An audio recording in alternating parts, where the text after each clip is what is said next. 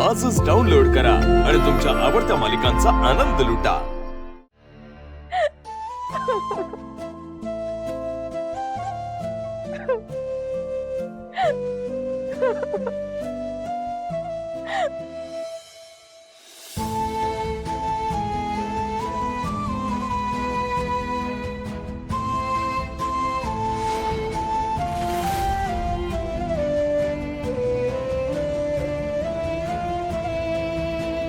माझ्या पत्रिकेत दोष आहे ना, मग तू मला त्रास दे ना।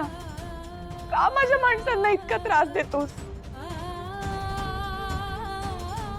की तू ठरवलंय माझ्या आयुष्यात येणाऱ्या प्रत्येक माणसाला असाच त्रास देत राहणार आहेस तू?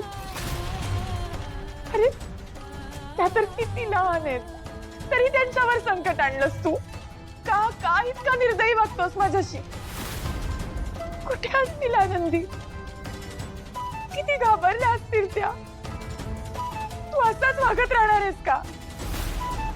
मी आणि आनंदी आमच्या आयुष्यात किती खुश होतो, पण तू ते सगळं घडवून आणलंस आणि मला हे लग्न करायला भाग पाडलंस। का असं वागतोयस तू? का हे सगळं करतोयस? कुठल्या लग्नाची, कुठल्या संसाराची सुरुवात ही अशी असते? सुरुवातच जर का अशी असेल तर पुढे अजून काय काय बघावं लागेल? कसं होईल सगळं? हे बघ, जोपर्यंत माझ्या आनंदी इथे सुखरूप पोहोचत नाहीत ना, तोपर्यंत मी तुझं तोंड बघणार नाही आणि तुझ्यासमोर हातही जोडणार नाही।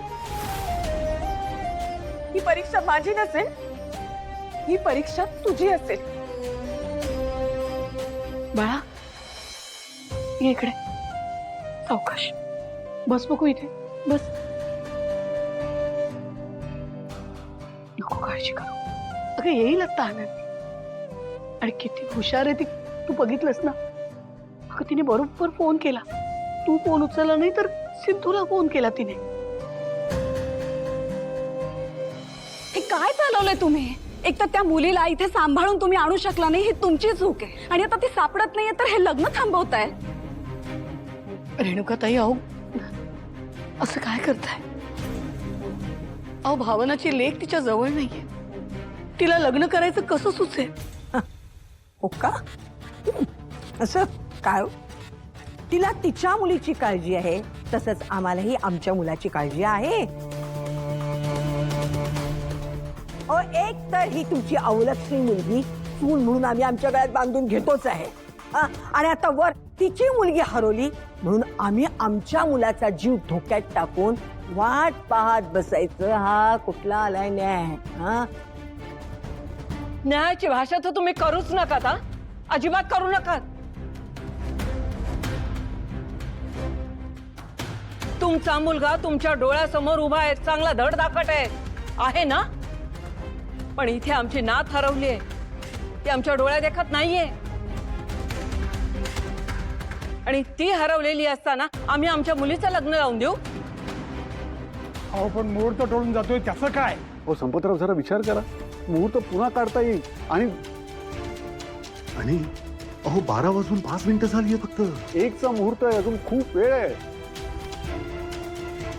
आणि तोपर्यंत आनंदी येईल आणि सगळं व्यवस्थित पार पडेल, तुम्ही काळजी नका करू। हो ना, पण जरा विचार करा ना, आमची नात सापडत नाहीये, हरवली आहे ती, यापेक्षा जास्त महत्वाचं काही असू शकतं का? पण भांडत बसतो तर आपल्या हाती काहीच लागणार नाही। मला वाटतं आपण अजून थोडा वेळ वाट पाहिला तर काय हरकत नाहीये ना? अधिराज, काय बोलतोयस तू? अरे आपण जर थांबून इथे वाट बघत बसलो तर ती सापडणार आहे का?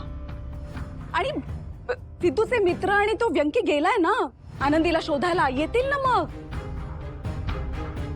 पण तोपर्यंत जर भावनाने विधीला सुरुवात केली तर कुठे बिघडतंय तिचं? लग्न जर वेळेत लागलं नाही तर काय अनर्थ होईल याची साधी तरी कल्पना आहे का तुम्हाला? एवढं समजत नाही। आणि लक्ष्मीताई, एक सांगू का? तुम्ही फक्त तुमची मुलगी आणि तुमची नातच करत बसलाय, समोरच्याचं दुःख तर तुम्हाला समजतच नाहीये। रेणुकाताई तुमची घालमेल कळते मला, पण तुम्ही आई आहात, तुम्हीच समजू शकता ना भावनाला।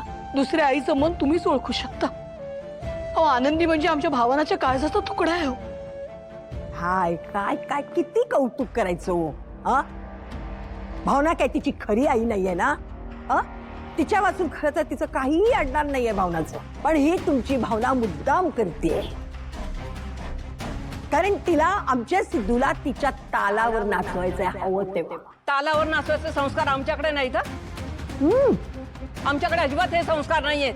आमच्याकडे एकमेकांवर जीव लावायचे संस्कार आहेत. भले आनंदी भावनाच्या पोटची पोरगी नसेल तरीही भावनाचा तिच्या जीव अडकलाय. समजताय का तुम्हाला? एक मिनिट, आपण सगळे जरा शांत होऊया का? खरं तर वाद घालण्यासारखं काहीच झालेलं नाहीये आणि आता आपल्याला कळलंय आनंदी कुठे येते. तेव्हा सिद्धूचे मित्र आणि व्यंकी भाऊजी घेऊन येतील की तिला थोड्या वेळात. तोपर्यंत पुढच्या सगळ्या विधींची तयारी करून ठेव. हा, आणि सगळी तयारी केलेली असली की आनंदी आल्या आल्या आपण लग्न लावून देऊ, मग उशीर नाही व्हायचा. बरोबर. मला पण पटतं हे सगळं. सगळं कळतंय मला. हे मुद्दाम माझ्या घरच्यांशी असं वागताय.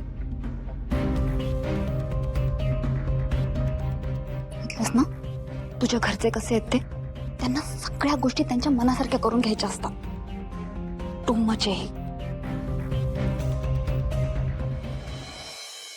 गुरुजी, जर एकचा मुहूर्त टळला तर आपल्याला त्यावर दुसरा काही उपाय करता येईल का? अहो शक्यच नाही. आजचा 1 वाजताचा मुहूर्त असा आहे की तो पत्रिकेतील दोषावर देखील मात करू शकतो, आणि म्हणूनच मी 1 वाजताच्या मुहूर्ताचा हट्ट धरलाय. जर का लग्न 1 वाजता लागलं नाही तर कोणकोणत्या संकटांना सामोरं जावं लागेल याचा कदाचित आपण विचारही करू शकणार नाही. पण गुरुजी, तुम्हाला तर माहितीच आहे ना किती मोठा प्रॉब्लेम झाला इथे. तुम्ही एक काम करा ना, पुन्हा एकदा पंचांग पहा. मला माहिती आहे नक्की काहीतरी मार्ग निघेल. शेवटी माझ्या धीराच्या आयुष्याचा प्रश्न आहे हो. ते शक्य नाही. विधी लिखित म्हणजे तुम्हाला चेष्टा वाटते का? सगळं आपल्या सोयीप्रमाणे घडायला तुम्ही सगळ्यांनीच याची काळजी घ्यायला हवी होती. पण जर तुम्हाला विधी लिखिताचं गांभीर्य नसेल तर त्याच्या भयंकर परिणामांना सामोरे जा. अजूनही वेळ गेलेली नाही. घड्याळात बरोबर 12:25 झालेत.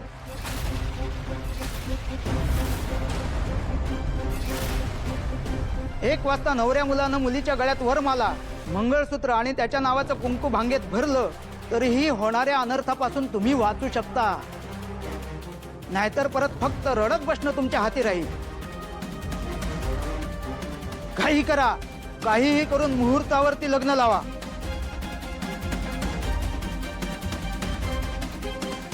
आई, आता कसं करायचं?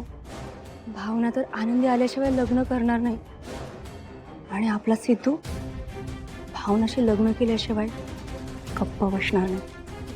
हा पेच सोडवायचा कसा? बघतेच मी भावना लग्नाला तयार कशी होत नाही ते. तिच्या हट्टापायी मी माझ्या मुलाचा जीव धोक्यात नाही टाकू शकत.